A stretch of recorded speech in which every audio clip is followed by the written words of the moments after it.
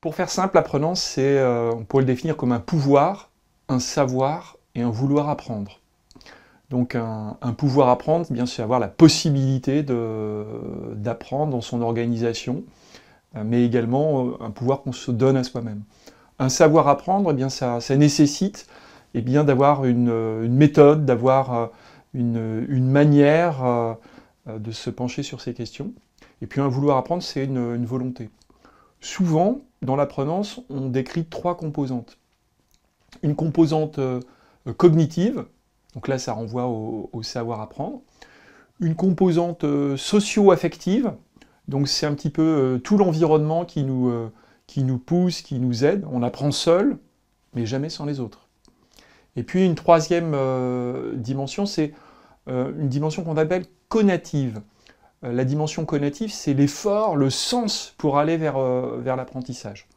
Voilà en quelques mots ce que c'est que l'apprenance. Donc c'est très différent de l'apprentissage. L'apprenance, c'est une attitude favorable au désir d'apprendre. L'apprenance, on va dire que c'est un concept. Alors les mots en ans, ça renvoie un peu à une logique sociologique. Et c'est un concept qui est né dans les années 90, avec l'idée que apprendre était un métier, en quelque sorte, ou qu'apprendre était l'avenir de la formation professionnelle. Et puis, dans les années 2000, un enseignant qui s'appelle Philippe Carré a commencé à théoriser l'apprenance comme une liberté offerte à l'individu pour projeter sa capacité d'apprendre dans le monde des organisations. Et puis, il a créé autour de lui une équipe de recherche avec la possibilité de mesurer cette apprenance et notre disposition à apprendre. Donc, on est capable aujourd'hui de mesurer l'attitude favorable à l'acte d'apprendre. Donc, c'est un concept, on le mesure, et il fait l'objet de nombreuses publications scientifiques. L'apprentissage, en France, renvoie à plusieurs notions. D'une part, un apprentissage, ce qui est le résultat de tout un processus éducatif. Ensuite, l'apprentissage renvoie à l'idée d'un processus de méthode d'apprentissage. Et enfin, un troisième mot, l'apprentissage en tant que modalité de formation en alternance. Un jeune ou un moins jeune qui est en apprentissage. L'apprenance renvoie à autre chose. Ça renvoie à une dimension au départ psychopédagogique, donc c'est vraiment la psychologie de l'individu, c'est l'envie d'apprendre. Et bien souvent, dans notre société, on organise des formations, mais on ne se préoccupe pas vraiment de l'envie d'apprendre des individus. C'est pour ça que je dis que l'apprenance, c'est le futur de la formation, c'est de s'intéresser beaucoup plus au désir d'apprendre des individus. Pour apprendre, il est nécessaire d'avoir une dimension de réflexivité, ou de prendre de la distance sur ce qu'on a appris.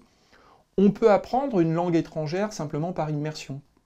On va dans un pays, on n'a pas de stratégie particulière, on est obligé de communiquer, on apprend. C'est ce qu'on appelle des apprentissages informels ou silencieux ou cachés. C'est comme ça qu'on a appris notre langue maternelle ou paternelle. Et puis, cet apprentissage, quand on grandit, il commence à se doter de réflexivité. C'est-à-dire qu'on prend du recul sur ce que nous avons vécu, sur notre expérience, et on se dit, mais comment j'ai fonctionné par rapport à cela? Qu'est-ce qui a bougé dans mes croyances ou dans mes valeurs? Et donc, l'apprenance nous emmène à prendre conscience de la nécessité, de la réflexivité et de comment je fonctionne. Et ça, c'est extrêmement important parce que ça va développer les fameux soft skills, c'est-à-dire une distance critique par rapport à ce que nous voyons, un savoir apprendre, donc on va s'interroger à ne pas absorber tout un tas de données, telles qu'on pourrait avoir aujourd'hui avec les intelligences artificielles, et ça nous évite également de confondre deux mots, savoir et apprendre. Savoir, c'est le résultat. Apprendre, c'est le cheminement. Donc les deux se marient, mais l'apprenance nous conduit véritablement sur le cheminement, sur l'effort à faire pour aller vers une direction donnée. Donc l'apprenance renforce également les buts d'apprentissage et nous incite à être plutôt des acteurs de notre vie et pas simplement des récepteurs d'informations que d'autres nous adressent. L'apprenance conduit à nous faire repenser complètement notre façon d'envisager la formation, en particulier la formation professionnelle. Dans la formation professionnelle traditionnelle, on construit des environnements d'apprentissage. On prend l'individu et on le place dans l'environnement d'apprentissage comme si c'était un décor, et on lui dit tu as le bon prof, tu as la bonne école, tu as les bons camarades, tu as le bon programme, donc tu vas apprendre. Et ce faisant, on oublie l'intériorité de l'individu. L'apprenance nous amène à raisonner en termes de milieu. Le milieu, c'est l'interaction de soi-même avec ce qui nous entoure. Donc on part de l'intérieur de soi, on va vers l'extérieur nous renvoie quelque chose. Donc l'apprenance nous rend plus vivants. D'une certaine façon, on est co-constructeur de notre milieu, alors qu'on subit un environnement. De mes grandes motivations par rapport à l'apprenance, c'est de se dire, mettons les individus auteurs de leur vie et donnons-leur la possibilité d'avoir des prises sur ce qu'ils vivent et sur ce qu'ils apprennent. Et quand tu as des prises sur ce que tu vis et ce que tu apprends, alors tu renforces la direction de tes apprentissages, tu renforces ta motivation, tu renforces la confiance en toi et tu as une capacité d'engagement bien supérieure. Dans l'organisation traditionnelle de la formation ou même de l'éducation, il y a un maître, un professeur qui conduit les apprentissages, qui apporte des contenus. Et tu as probablement entendu souvent cette phrase « Moi, dans mon métier, ce que j'aime, c'est transmettre ». Mais il oublie une chose, c'est que ce n'est pas le plus important, la transmission. Ce qui est le plus important, c'est ce que fait l'individu de la situation qu'il est amené à vivre. L'apprenance nous recentre sur l'individu et son désir d'apprendre. Donc, si on va véritablement vers l'apprenance, ça fait radicalement changer le rôle du formateur. Et ça le transforme ou ça l'invite à devenir un facilitateur. C'est-à-dire une personne qui va aider l'autre à construire son milieu plutôt que de lui imposer une trajectoire prévue pour tout le monde. Donc, au lieu de penser l'éducation et la formation comme un gazon où chaque brin serait équivalent aux autres, il s'agit d'imaginer que chacun a une singularité, chacun a un paysage qui est différent. Et si chacun a un paysage différent, alors il ne s'agit pas de dire à l'autre « voilà ce que c'est qu'une montagne », mais de lui demander « qu'est-ce que tu vois ?» Et donc c'est une posture radicalement différente qui ouvre à la liberté pour apprendre et qui invite à une nouvelle maïeutique dans la façon de s'intéresser aux intérêts, aux questions qui réunissent l'apprenant et le facilitateur. Dans les formations en groupe, il peut y avoir deux situations. Une situation où chacun apprend pour soi. Donc on est côte à côte, mais on n'apprend pas ensemble. L'apprenance peut être collective, c'est-à-dire qu'on peut aller vers de l'apprentissage mutuel, en réciprocité, apprendre les uns des autres. Ce qui signifie un changement radical de paradigme d'apprentissage. Dans l'approche traditionnelle, c'est le même objectif et le même contenu pour tous. Avec la logique de l'apprenance, un groupe d'individus est invité à construire par lui-même la question qui importe pour le groupe. Et à partir de là, de décliner cette question en forme de défis. Et ces défis sont extrêmement stimulants pour les individus. Ils ne vont pas devoir ingurgiter tout un contenu prévu à l'avance, pour lequel parfois le formateur est même un peu fatigué de le transmettre, mais ils vont avoir à trouver par eux-mêmes des solutions et des façons d'apprendre différentes. Ils vont devoir se mettre en chemin. Pour moi, l'approche traditionnelle, et on le voit encore plus avec l'intelligence artificielle générative qui nous envoie des solutions toutes trouvées avec les faits issus du passé, l'approche traditionnelle, moi je la qualifie de pédagogie fossile. Des savoirs qui se sont accumulés par couches, et on va les puiser dedans, et on va remémorer tout ça, et on va dire voilà, on a appris des choses. Pour moi, ce dont nous avons besoin, c'est de projeter nos désirs vers le futur pour trouver des solutions nouvelles. Ce qui signifie rentrer par une pédagogie des défis. Un grand pédagogue américain qui s'appelle John Dewey, dans les années 30, imaginait un apprentissage par enquête. C'est-à-dire de mettre les personnes à chercher par elles-mêmes les solutions aux problèmes qu'elles rencontrent. C'est très nouveau et c'est très perturbant pour à la fois le système de formation traditionnel et les formateurs qui ont besoin de s'appuyer sur des contenus. L'apprenance nous invite à ouvrir des cadres d'investigation, des cadres de liberté, c'est-à-dire que je ne sais pas toujours ce qui va se passer. Mais quand elle est vécue collectivement, elle crée quelque chose qui est extraordinaire. Extraordinaire parce que lorsqu'un groupe d'individus, accompagné par un facilitateur, vit la résolution d'un défi collectif, elle vit une expérience irréversible de coopération créative. C'est-à-dire qu'elle va vers le futur, elle va aller chercher des solutions, elle va trouver par elle-même les moyens d'y répondre, et elle va augmenter son pouvoir d'agir. Elle va bénéficier de plusieurs choses. D'une part, elle va augmenter la confiance en soi de l'individu et du collectif. Ce dont on aurait bien besoin en France dans certaines circonstances, de refaire confiance au collectif. Ensuite, elle va montrer que dans plusieurs têtes, il y a plus d'intelligence que dans une seule. Enfin, elle va augmenter les points de vue différents. Et on sait par exemple en entreprise que lorsqu'on est vraiment capable d'écouter des personnes qui ont des points de vue différents, eh bien c'est l'efficacité qui augmente. On en a la preuve lorsque par exemple on met plus de femmes dans les comités exécutifs de grandes entreprises, les performances sont meilleures. Lorsque on met des personnes de métiers différents, d'origines culturelles différentes, on a un effet de sérendipité, c'est-à-dire une capacité à trouver des angles de vue qui amènent des solutions plus originales et plus créatives. L'apprenance collective prépare à cette façon de penser le monde qui n'est pas simplement un copier-coller du passé, mais qui est une projection du futur. Et comme le disait Einstein, nous ne résoudrons pas les problèmes d'aujourd'hui avec les manières de penser d'hier. Et moi je dis les manières de former d'hier, si je me permets de paraphraser Einstein. L'apprenance n'est pas forcément valable pour toute situation. Je dirais que on ne peut pas toujours faire ce que j'appelle une pédagogie inductive, c'est-à-dire qu'il part de problèmes à résoudre et puis par tâtonnement, on voit ce que ça donne. J'imagine que l'enseignement de la chirurgie cardiaque par essai-erreur pourrait être un tout petit peu dangereux, de la même façon qu'un pilote de ligne, on ne peut pas lui dire tu fais des essais et puis on va voir ce que ça donne. Donc il y a des champs qui tiennent de la sécurité ou de la sûreté humaine, c'est difficile. Mais il y a un grand nombre de problématiques organisationnelles où j'ai pu utiliser ou voir utiliser cette approche qui produit des résultats très importants. D'une part, lorsque les organisations sont en train de changer, de muter, eh bien, passer par l'énergie des groupes en train d'apprendre est un facteur, un média extrêmement puissant pour aider les organisations, par tâtonnement, à trouver les nouvelles formes organisationnelles qui vont les aider.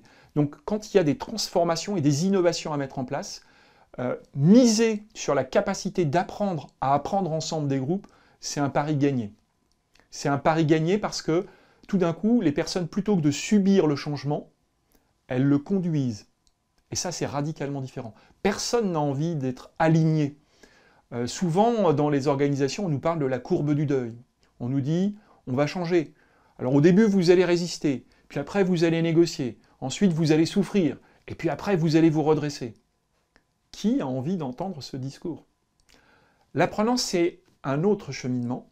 C'est un cheminement dans lequel on va commencer à se faire confiance en groupe, par petits ateliers, par tâtonnement, puis on va apprendre les techniques nécessaires pour aller dans la direction qu'on va commencer à discerner ensemble, et ensuite, avec des techniques créatives, avec de la recherche, de l'expérimentation, on va construire des situations originales en situation de travail qui vont permettre de véritablement transformer les organisations. Donc ça, j'ai pu le mener dans différentes organisations et les résultats sont spectaculaires. C'est-à-dire qu'on crée des communautés d'innovateurs, on crée des personnes qui deviennent motivées par elles-mêmes à apprendre sans attendre d'aller en stage ou d'aller se former dans tel ou tel cursus. Donc ça, c'est ça qui est formidable avec l'apprenance, c'est que d'une apprenance individuelle, ça devient une apprenance collective, en équipe, puis une culture organisationnelle. Et ça nous renvoie vers une thématique très proche qui est celle de l'organisation apprenante. Aujourd'hui, tout devient apprenant. On entend, par exemple, on a entendu pendant le Covid, un ministre dire « on va inventer les vacances apprenantes ». on a des équipes apprenantes. On a vu certaines municipalités qui, pour faire passer des politiques écologiques, parlent de poubelles apprenantes. Donc en fait, toutes ces façons de parler prennent un attribut qui est l'apprenance et le collent sur une équipe, une organisation, un territoire apprenant aussi. On l'utilise pour tout. Cependant, moi ça m'évoque la position de Molière et du Malade imaginaire dans lequel les médecins disaient « l'opium a des vertus dormitives ». Une fois qu'il avait dit ça, il n'avait pas dit grand-chose. On ne savait pas comment ça fonctionnait. C'est pareil pour l'apprenance. Donc, on a une injonction à l'apprenance aujourd'hui. Tout doit être apprenant, mais on ne sait pas comment ça fonctionne. La façon dont ça fonctionne, c'est de la liberté pour apprendre. C'est de miser sur le désir d'apprendre des individus. C'est de laisser des équipes expérimenter dans des organisations d'autres façons d'apprendre. Alors, encore une fois, tout ne peut pas être enseigné de cette façon-là. Apprendre les bases de la sécurité électrique par tâtonnement, j'y mettrai pas les doigts. Mais pour un grand nombre de situations, d'exploration technique, de cas de marketing, de mobilisation d'équipes, de formation au management, de formation commerciale, de formation dans laquelle la relation humaine est très importante, ça produit des effets au niveau des collectifs. Et puis au niveau des organisations, on voit apparaître une transformation des comportements organisationnels. C'est-à-dire que l'organisation est capable d'avoir de la réflexivité sur ce qu'elle est en train de vivre. Donc, on intègre dans des groupes projets ou des retours d'expérience des moments d'apprentissage un petit peu plus soutenus. Et on se pose la question, comment on a fonctionné? Mais on se pose une deuxième question, comment on a appris de ce fonctionnement? Et comment, collectivement, on modifie nos croyances?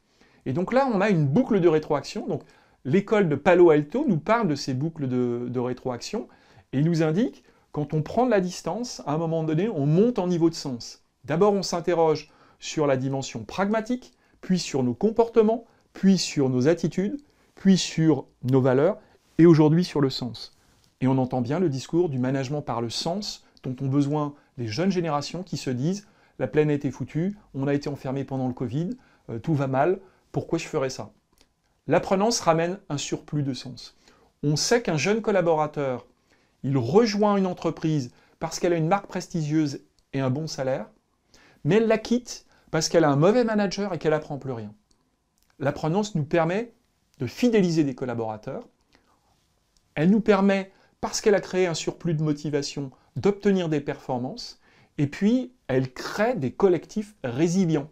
C'est-à-dire que quand une crise arrive, eh bien, l'équipe est capable de s'adapter et de trouver par elle-même des solutions sans attendre un consultant, un formateur ou un chef qui a la bonne vision. Pour développer le désir d'apprendre, il y a plusieurs façons de faire.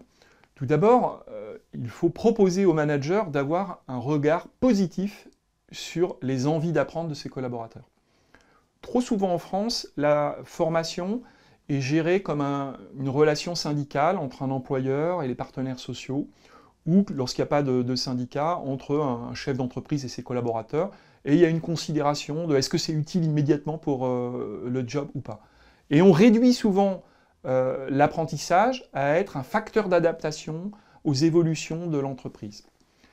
Faisant cela, lorsqu'on dit non à quelqu'un, tu ne partiras pas en formation, ou eh bien on le freine et on coupe un peu ce désir. Donc pour ma part, alors c'est peut-être une position parfois un peu utopique, mais je dirais un oui inconditionnel. Oui, apprends, forme-toi, développe-toi. Parce que ça génère une espèce d'énergie intérieure que l'individu va faire ressortir à son travail. Donc le oui inconditionnel. Ensuite, il y a beaucoup de choses qu'on peut faire en situation de travail, c'est-à-dire intégrer dans les interstices de l'organisation des moments où on peut se poser sur ce qu'on a appris. Une réunion, on commence par « qu'est-ce qu'on a appris la semaine dernière ?» Que ce soit dans sa vie personnelle d'ailleurs, ou d'un projet, ou d'un chantier. Et puis, j'ai vu des cultures d'entreprise, par exemple la banque mutualiste Desjardins, au Canada, où tout acte pédagogique ou tout acte managérial est un acte coopératif. Ce qui signifie qu'on ne fait jamais rien tout seul, on est toujours avec un autre.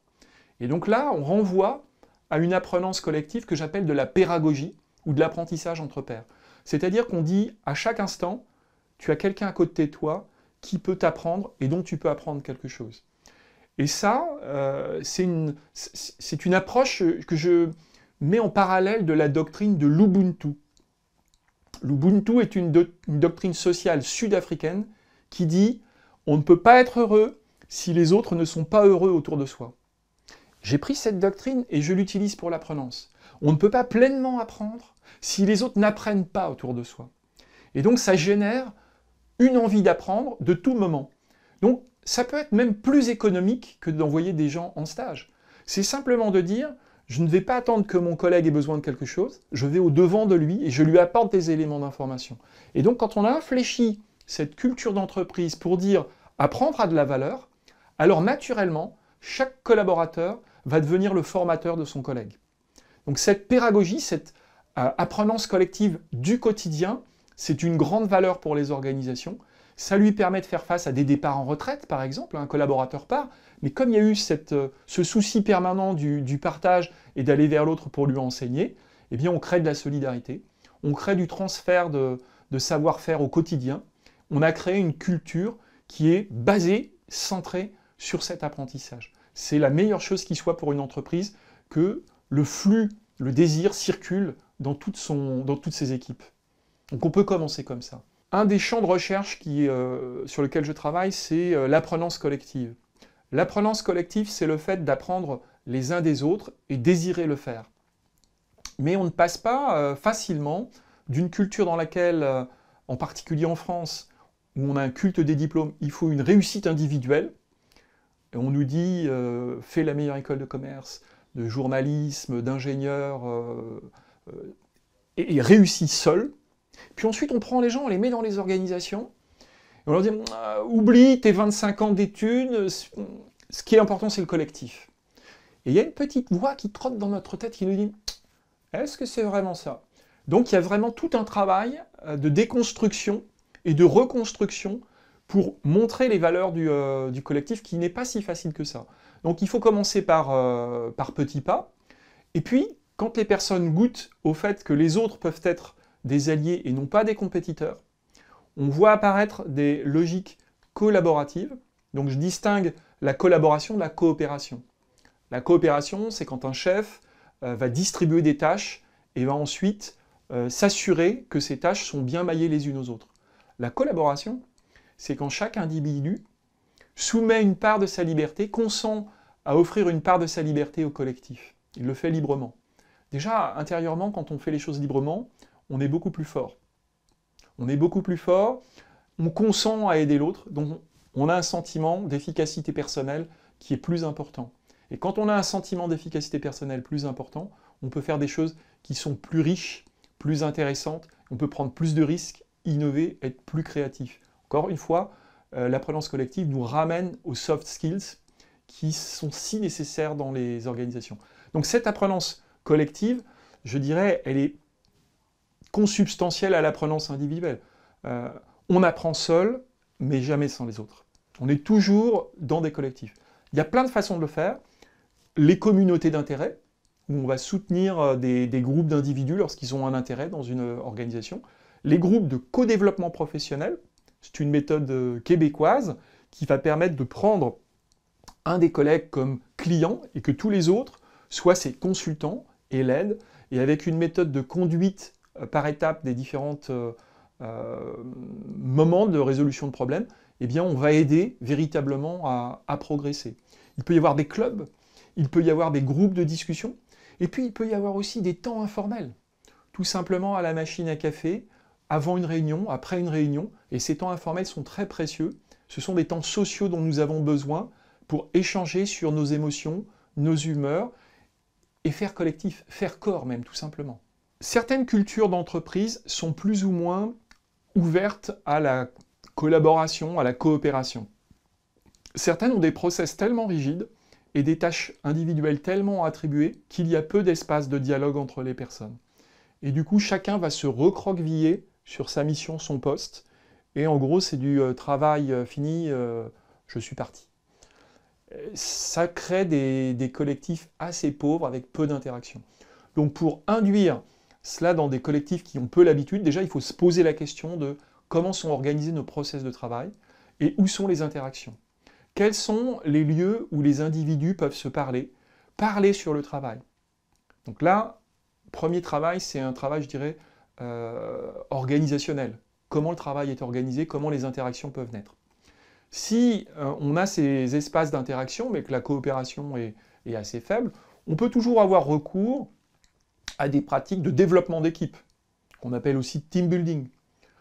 Mais ce n'est pas parce que vous aurez passé 2 jours au vert que ça va changer votre condition de travail. Donc on peut essayer de partir sur des projets, des petits bouts d'innovation. Pour cela, on va repérer dans l'entreprise, dans le collectif, les individus qui ont le plus envie, le plus moteur. Donc on va être à l'écoute de l'énergie. Qui a de l'énergie? Et on va aller vers ceux qui sont motivés. On va commencer par les plus motivés. On ne va pas viser tout le monde d'un coup, on va aller chercher les personnes les plus motivées. Et on va leur permettre de mener des expérimentations. Les autres, ils vont regarder ce qui se passe. Ils vont dire, tiens, ils vivent des choses différentes. Ça nous intéresserait de vivre aussi cette liberté d'expérimentation. Et progressivement, d'un petit collectif, d'un petit noyau, on peut avoir un noyau plus grand. Et dans ma carrière, je suis allé jusqu'à des groupes de 500 personnes qui, par essaimage, par observation, par imitation, se disent, c'est ça qu'on a envie de faire. C'est vraiment de travailler en équipe, et non pas chacun pour soi. Et lorsque les échanges progressent, on voit que tout d'un coup, m'arrive beaucoup plus d'informations, de savoir-faire, de modes opérationnels efficients que je n'osais espérer. C'est une logique de don contre don, dont nous parle Marcel Mauss, notamment, qui est une énergie que l'on donne sans attendre quoi que ce soit en retour. Et parce qu'on a donné, on a initié un mouvement dans l'organisation et il y a un retour qui opère. Et ce don contre don, ça passe par une gratuité, par une croyance inconditionnelle dans le fait que donner, apprendre aux autres, produit des effets juste incroyables. C'est un pari qu'on fait et ce pari, il est souvent gagné. L'apprenance, et en particulier l'apprenance collective, est la seule solution pour faire face aux défis que nous avons. Défis climatiques, défis démographiques, défis économiques. Tous les défis se heurtent au fait que si nous n'engagerons pas collectivement l'action, on n'y arrive pas. Un ministre, avec tout le pouvoir qu'il peut avoir, s'il est seul à proposer sa réforme, sa loi, il n'y arrive pas. Un chef d'entreprise, s'il est seul à dire voilà la direction, mais que les collaborateurs ne suivent pas, rien n'est engagé. Donc l'apprenance collective, c'est un moyen de créer de l'énergie au sein d'équipes, de collectifs, et cette énergie, elle va se démultiplier. Elle va se démultiplier et elle va emporter les résistances. Collectivement, les individus vont être en capacité de trouver des meilleures solutions. On a un nombre incroyable d'exemples où lorsqu'on n'écoute pas l'intelligence collective, on fait des erreurs. Je pense à l'ouvrage de Christian Morel, Les décisions absurdes, où il montre comment des personnes dans des groupes produisent des décisions qui conduisent à des catastrophes. Par exemple, l'accident de la fusée Challenger. Dans l'accident de la fusée Challenger, Christian Morel mène l'enquête et il s'aperçoit que dans un groupe, il y a 40 managers et 2 ingénieurs. Et les 2 ingénieurs, ils ont une petite voix en disant « Attention, il y a un risque technique, il faudrait vérifier ». Mais les autres disent « Mais ça a toujours marché, pourquoi ça ne marcherait pas? Allez, on prend le risque, ils y vont. » Catastrophe. Donc là, on a des phénomènes où on ne travaille pas bien en intelligence collective, on n'a pas cette culture, cette volonté d'inclure. Lorsqu'on n'a pas cette volonté d'inclure, eh bien, on a une forme de démocratie dominante, en l'occurrence là, tous ces managers qui ont imposé leur point de vue, et on ne trouve pas la bonne solution. L'apprenance collective nous invite à travailler sur un autre paradigme dans les organisations, que je qualifie moi de communauté restauratrice. C'est-à-dire des communautés qui vont inclure chacun des membres de l'entreprise et lui faire une place. C'est une façon d'éviter le fantôme dans la machine. C'est-à-dire le processus qui fait que lorsque le changement a été déclaré, a été mis en avant, tout d'un coup, ça freine, ça grippe et on ne comprend pas pourquoi. Parce qu'il y a une petite minorité qui freine les pieds et ça n'avance pas. Donc ce qui est vrai dans les organisations, c'est également vrai dans les sociétés. Ce n'est pas parce que vous avez fait passer une loi contre tout le monde que cette loi va avoir des effets positifs. Il faut qu'il y ait un consentement à la règle et à la loi. C'est extrêmement important.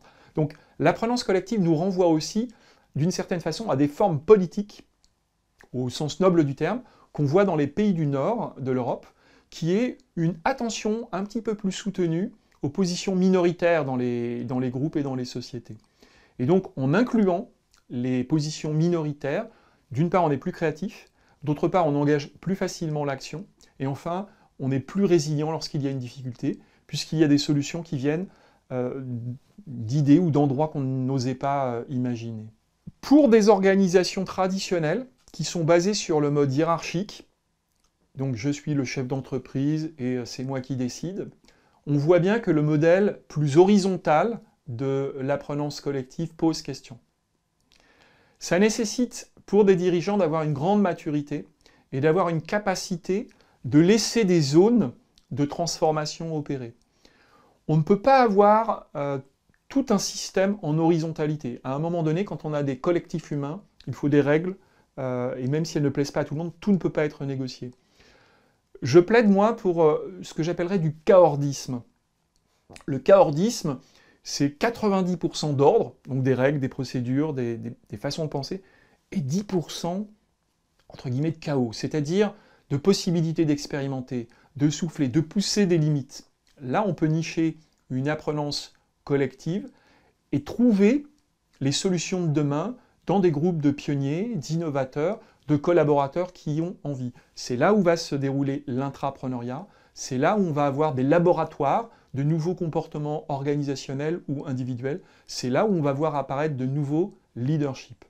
Pour développer l'apprenance dans l'entreprise, il faut faire déjà avec beaucoup de modestie, c'est-à-dire ne pas surpromettre.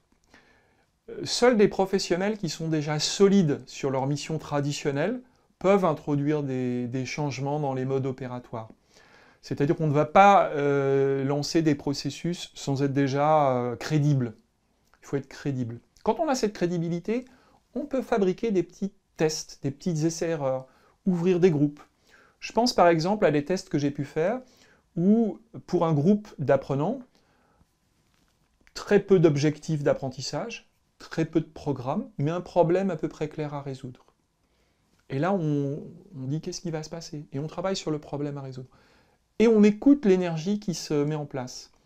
Et on essaye de capter des preuves, c'est-à-dire que le groupe qui va apprendre de cette façon-là, c'est important qu'il montre que c'est plus efficace qu'une façon traditionnelle. Sinon, pourquoi changer? Il doit donc être en capacité de montrer que ça produit des transformations. Pour moi, l'apprenance, en particulier l'apprenance collective, est associée à l'innovation et aux transformations organisationnelles. Donc c'est dans ce sens-là que ça produit le meilleur effet. Ça libère du potentiel individuel, ça libère du potentiel collectif. Une façon de libérer, donc, c'est des petits essais, des tests. Quand on a des entreprises qui ont un peu plus de moyens, c'est mettre en place de la recherche-action pour mettre les personnes en situation d'être des chercheurs à l'intérieur de l'organisation, observer comment elle fonctionne, prendre le temps d'aller discuter avec des professionnels. Un des vecteurs les plus puissants, c'est aussi de former les formateurs à la facilitation en intelligence collective. C'est-à-dire les aider à travailler sur leur posture pour qu'ils ne soient pas simplement des apporteurs de contenu. D'ailleurs, s'ils restent apporteurs de contenu, ils vont être mis en compétition avec les intelligences artificielles et je donne pas cher de leur peau. Mais pour qu'ils soient des médiateurs et qu'ils accompagnent les individus dans leur motivation à apprendre et les collectifs dans leur capacité à le faire en intelligence. Donc ces facilitateurs, ils ont un rôle important pour développer l'apprenance et l'apprenance collective. Donc il faut former ces facilitateurs. On peut également développer l'apprenance collective en démultipliant les modalités de co-conception. Donc co-concevoir un nouveau produit, une nouvelle idée, un nouveau lieu, sont des façons de mettre les personnes en mouvement par rapport à cette envie d'apprendre. Donc voilà quelques moyens. Il y a bien entendu la posture de manager sur laquelle on peut travailler, faire prendre conscience au manager de la valeur des mécanismes d'apprentissage dans son équipe, dans sa direction, dans son entreprise, si c'est le dirigeant, et aider le manager à être un facilitateur organisationnel. C'est-à-dire quelqu'un qui, non pas a du pouvoir sur, mais écoute le pouvoir de.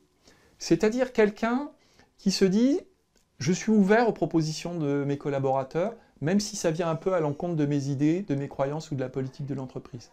Ça nécessite, pour un tel manager, d'avoir ce que j'appellerais une sûreté ontologique, un alignement avec lui-même, une capacité à prendre des risques et d'embarquer l'équipe dans quelque chose que lui-même ne connaît pas toujours. Parce que ce n'est pas forcément le meilleur expert, ce n'est pas forcément le meilleur technicien, mais son job de manager, c'est d'aider à sublimer le potentiel de son collectif. Donc d'écouter beaucoup plus.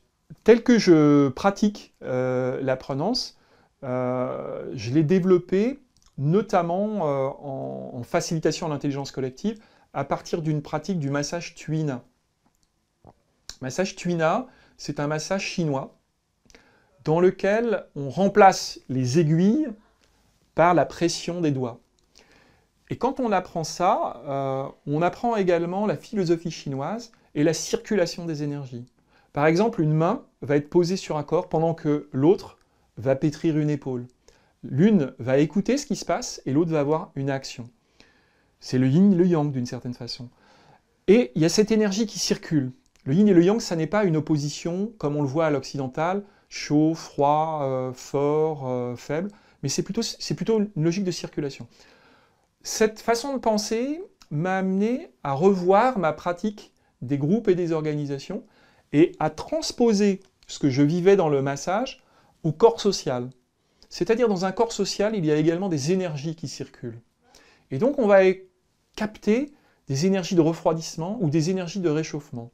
Et on va s'intéresser aux énergies qui vont emmener l'organisation dans son meilleur potentiel.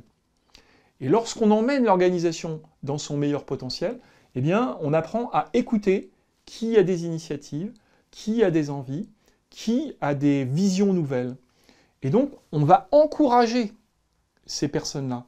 On va les soutenir. Donc, c'est un management soutenant qui doit être mis en place. Donc, c'est véritablement une posture nouvelle qui n'est pas simplement une posture hiérarchique, mais qui est une posture d'ouverture. On parle dans l'approche chinoise du Wu Wei, qui est l'intention sans intention ou l'action sans mouvement. Ce qui signifie que le manager, le formateur, il accompagne des collectifs à libérer leur meilleur potentiel, mais il n'est pas tout le temps le leader au devant. Il est vraiment en soutien. Et ça renvoie à une posture d'humilité, c'est-à-dire j'apprends à m'effacer pour que le collectif donne le meilleur. Si le collectif a quelque chose à donner, parfois on a des collectifs qui sont réfractaires, difficiles, etc. Mais si dans un collectif, il y a quelques personnes qui ont envie, celles-ci doivent être appuyées, encouragées et soutenues de toutes les forces du manager. La dernière chose que j'aimerais ajouter sur l'apprenance, ça tient de mon cheminement personnel. Au début de ma réflexion sur le sujet, j'ai fait une thèse sur la fabrique des managers. Je me suis aperçu de la force de l'auto-formation, c'est-à-dire l'individu qui apprend par lui-même des situations professionnelles, d'une friction à l'équipe. Ce premier contact à l'apprenance m'a montré que l'auto-formation ne suffisait pas et qu'il y avait cette notion de socio-formation, c'est-à-dire on apprend avec les autres et le plus court chemin vers soi, ça c'est Paul Ricoeur qui nous l'enseigne, le plus court chemin vers soi, c'est le passage par l'autre. Donc ça c'est vraiment cette dimension-là. Et puis plus récemment, avec les textes de Bruno Latour, il a écrit un très beau bouquin qui s'appelle « Où atterrir ?». Il nous explique que nous fonçons à toute vitesse dans nos organisations et qu'on ne sait pas vraiment où on va. On est dans une espèce de fuite en avant. Et pourtant, nous avons des difficultés au niveau de notre climat, de notre société, qui est de plus en plus conflictuelle, de plus en plus clivée. Et lui, il nous dit, c'est important de savoir qu'on est quelque part. Donc, Bruno Latour nous dit, probablement, on habite quelque part et il faut en prendre plus en considération. Donc, on apprend toujours seul, auto-formation, jamais sans les autres, socio-formation, et toujours quelque part, éco-formation. Ça nous renvoie donc à cette dimension du lieu dans lequel on est. On habite quelque part. Le Dasein, disait Heidegger, c'est habiter. Et donc, l'apprenance, c'est aussi habiter l'instant présent, habiter un lieu et faire avec les ressources de ce lieu. On va donc adapter l'apprenance en fonction du lieu où on se situe et utiliser le terroir, la culture, la montagne, si on est en montagne, la mer, toute la force du vivant qui peut renforcer encore ce sentiment qu'apprendre, c'est être vivant. Car pour moi, apprendre et vivre sont deux mots strictement interchangeables. C'est des synonymes. On ne peut pas apprendre sans vivre et on ne peut pas vivre sans apprendre. Et ça, quand on le fait passer dans un groupe d'individus, ça augmente le niveau de sens qu'ils ont de ce que c'est que l'apprentissage, qui n'est pas simplement de s'adapter à son poste de travail, mais également se hisser dans l'organisation et dans la société avec des buts qui importent. Fameux management par le sens dont on nous parle sans arrêt maintenant. Be strong.